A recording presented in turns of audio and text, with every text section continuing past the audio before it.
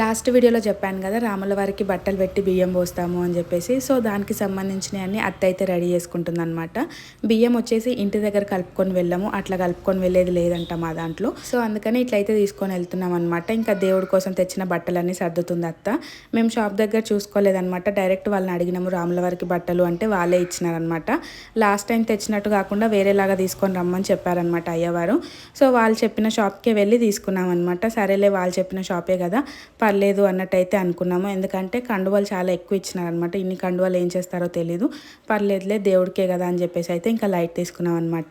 Last time తెచ్చినవి ఏంటి అంటే విగ్రహాలకు ఒక్కటే యూజ్ అవుతాయి అనమాట. సో అట్లా కాదు, నార్మల్వే తీసుకొని రండి అనేసి అయితే చెప్పున్నారనమాట. సో అందుకని ఇంకా అయ్యగారిని అడిగి తను చెప్పిన షాప్కే వెళ్ళి అయితే తీసుకొని వచ్చినాం అనమాట.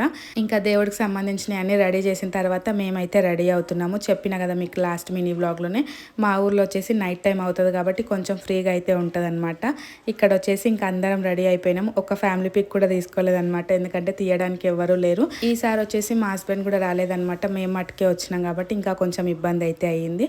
ఇంక ఇక్కడ అన్ని రెడీ చేసుకొని గుడికి అయితే బయలుదేరుతున్నాం అనమాట. నెక్స్ట్ మినీ బ్లాగ్ లో గుడికి వెళ్ళిన తర్వాత బియ్యం ఎట్లా కలిపినాము, రాముల వారికి ఎట్లా పోసినాము అన్నదైతే మీతో షేర్ చేసుకుంటాను. ఈ మినీ బ్లాగ్ అయితే ఇంతే. ఈ వీడియో నచ్చితే లైక్ చేయండి.